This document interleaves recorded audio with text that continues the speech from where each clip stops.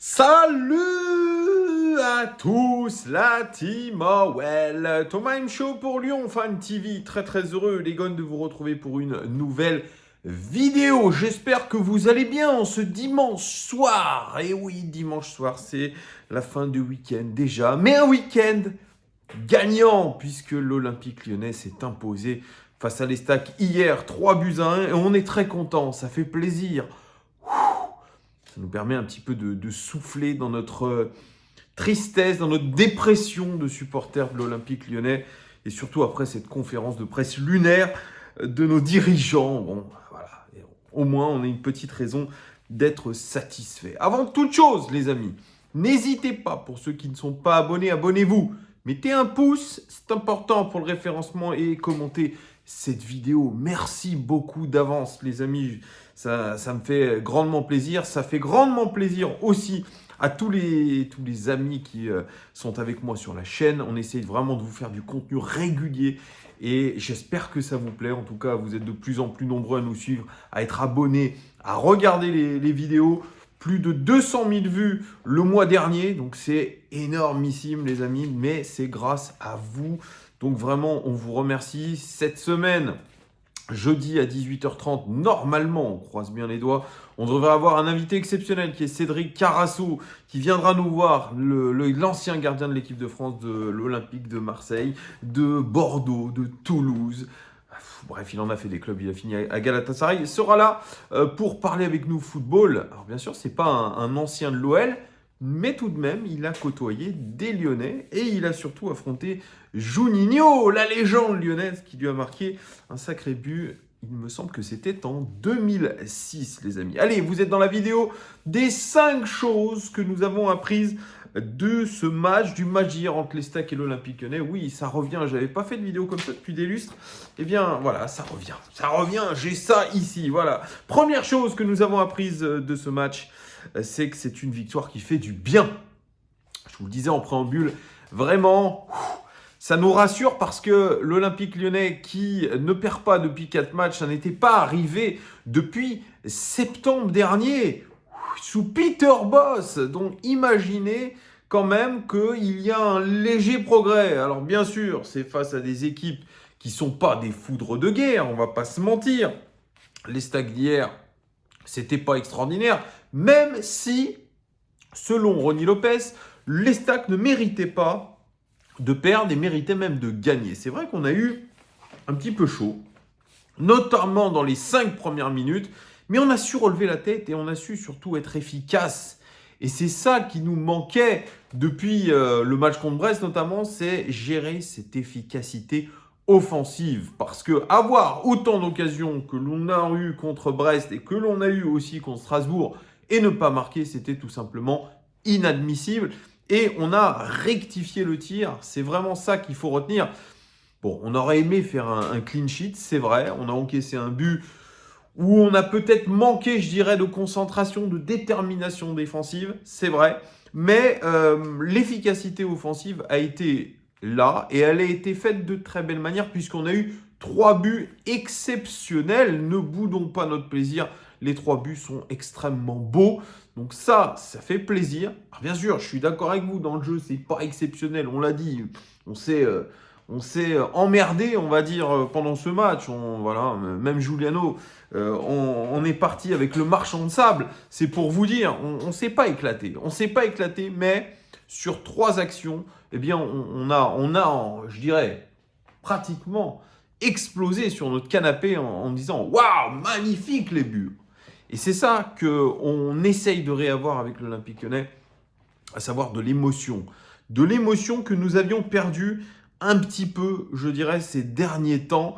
Et tant mieux aujourd'hui que l'OL nous fasse un petit peu, peut-être pas rêver, mais en tout cas nous faire un petit peu enthousiasmer de nouveau. Et ça, c'est le principal. Elle fait vraiment du bien, cette victoire, à tous les niveaux, qu'elle soit au niveau des supporters, je pense au niveau des dirigeants qui étaient sous pression, et puis au niveau des joueurs aussi, qui peuvent un petit peu voir la lueur du jour, ou peut-être un petit peu le bout du tunnel. On est à la recherche d'une série. La série, c'est 4 matchs sans défaite, c'est déjà ça. Mais il y a un prochain match qui arrive et ça sera dans un de mes points. Deuxième chose que nous avons apprise de ce match, et je vous en ai fait un short tout à l'heure. Oui, je me lance dans l'aventure des shorts sur YouTube. C'est pas mal, hein. YouTube force un petit peu les créateurs de contenu à créer des shorts, donc je vais vous en faire assez régulièrement si je peux. On va voir, essayer d'en faire 1 ou 2 par jour. Ça peut être cool selon l'actualité. Deuxième chose que nous avons apprise de ce match, c'est que Laurent Blanc a trouvé sa charnière centrale. Et oui, ça aussi, c'est important. Il semble avoir trouvé cette charnière centrale qu'il cherchait depuis un petit moment. Et ça serait Dejan Lovren et Sinali Diomandé qui tiendraient la corde. Et en tout cas, qui auraient les faveurs de Laurent Blanc. Sinali Diomandé, lui, il a profité du fait que Lukeba ait été absent dû à une blessure pour trouver une place de titulaire. Et il fait plutôt bien. On a 2 joueurs qui sont extrêmement agressifs, dans le bon sens du terme, qui sont déterminés. Et surtout, on a un Lovren qui est un véritable patron de cette défense et qui arrive à guider son partenaire qui est Sinali Diomandé. Donc on peut vraiment être satisfait, Laurent Blanc peut être satisfait de cette charnière centrale qui a plutôt été bonne, même si évidemment ce but que nous avons encaissé est dommageable, ça c'est sûr, on aurait préféré faire un clean sheet, mais en tout cas c'est un but en 4 matchs. C'est sûr, on le redit, on n'est pas face à des équipes incroyables, mais tout de même, Laurent Blanc est en train de trouver peut-être un système de jeu. Il est en train d'installer des hommes dans un système. Donc, ne boudons pas quand même notre plaisir. Peut-être qu'il est arrivé à trouver quelque chose et peut-être que ce qu'il a travaillé un petit peu pendant la trêve internationale, peut-être que aussi cette préparation physique, d'ailleurs il dit la préparation physique que nous avons faite pendant la trêve internationale, la trêve de la Coupe du Monde, eh bien elle est en train de faire effet aujourd'hui. Croisons simplement les doigts, les amis. Troisième chose que nous avons appris de ce match, c'est que les 3 buts ont été marqués par 3 joueurs de l'académie. C'était aussi un de mes shorts. Et effectivement, but de Lacazette, but de Barcola et but de Ryan Cherki. Le fameux ADN lyonnais que critiquait ouvertement dans une interview à SoFoot Alexandre Lacazette. L'ADN lyonnais que défend corps et âme Jean-Michel Aulas et son board, eh bien, ce sont 3 buts inscrits par des joueurs de l'académie formés à l'Olympique lyonnais. Et ça, je pense que ça va ravir bon nombre de supporters et surtout Jean-Michel Aulas qui, je pense, n'a pas boudé son plaisir hier de voir ces 3 joueurs marquer. D'ailleurs, des sublimes buts. On a une équipe très jeune, c'est vrai. Il va y avoir d'autres jeunes, entre guillemets, qui vont être incorporés dans les prochaines semaines. On parlait notamment de Mohamed El Arouche. Pourquoi n'était-il pas dans le groupe? Parce qu'il était blessé et en soins. On l'a appris aujourd'hui. Donc Mohamed El Arouche va probablement grappiller des quelques minutes de jeu. Mais en tout cas, voilà, moi je suis content notamment pour Bradley Barcola, que je ne défendais, c'est vrai, pas beaucoup en fin de saison dernière. Même quand il est rentré avec Peter Bosz en début de saison. Là, il profite du fait que Laurent Blanc lui donne du temps de jeu pour saisir l'opportunité de faire de bonnes choses. Il a marqué, il a fait plutôt un bon match. Et il est récompensé. Et donc voilà, ils savent un petit peu prendre leurs responsabilités. Ryan Cherki a marqué un très beau but, même s'il n'a pas été très bon dans le jeu. Et puis le capitaine Lacazette qui a marqué son 13e but en championnat. Et quel but, mes amis, puisque c'était un véritable golasso. 4e chose que nous avons retenu de ce match, c'est que la recrue Amine Sarr, eh bien, elle n'est pas encore au niveau.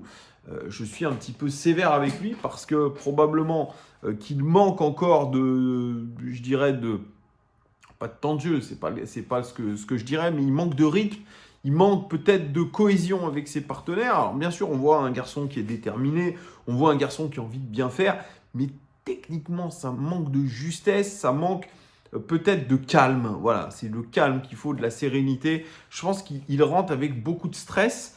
Il a envie de montrer beaucoup de choses, mais pour l'instant, eh bien, il est relégué sur le banc de touche, malgré qu'on ait déboursé un montant entre 12 et 13 millions d'euros, ce qui est quand même significatif pour un joueur qui est inconnu et qui vient d'Eindhoven. Pour l'instant, c'est Bradley Barcola qui tient vraiment la corde ou qui tient la barre, comme dirait Jean-Michel Aulas. J'attends un petit peu plus des rentrées de Amine Sarr. On verra contre Lille quel est le choix de Laurent Blanc. Moi, je pense qu'il sera encore une fois sur le banc, mais il devra absolument se mettre au niveau très rapidement parce qu'on aura besoin de tout le monde et notamment des recrues, les amis. Cinquième et dernière chose, ce match évidemment est une bouffée d'oxygène avant le match de coupe qui nous attend mercredi. Ça sera contre Lille, ça sera de la Coupe de France, ça sera des huitièmes de finale contre une équipe de Lille qui a gagné contre Rennes en championnat, une équipe qui est en train de s'éclater, qui est en train de monter en puissance. Ça va être un match très difficile et on avait besoin absolument de cette victoire contre les Stades pour quand même gagner en confiance. Seuls les résultats feront que nous arriverons à remonter la pente.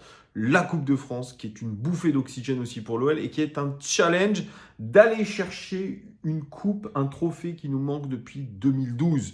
Plus de 10 ans sans trophée, l'Olympique Lyonnais a un véritable challenge. J'espère que le Groupama Stadium ne sera pas là pour couper les jambes de nos joueurs, parce que c'est très mental tout ça. J'espère que nos joueurs seront galvanisés par cette ambiance qui est promise au Groupama Stadium. Je pense que les supporters seront derrière nos joueurs. Donc on verra. On sera évidemment ensemble pour parler de ce match. On sera ensemble avant match mi-temps débrief. Vous avez l'habitude de tout ça. Merci beaucoup de votre fidélité. N'hésitez pas à commenter ce que j'ai dit. Je vous fais de gros bisous. Bon début de semaine à tous. Ciao.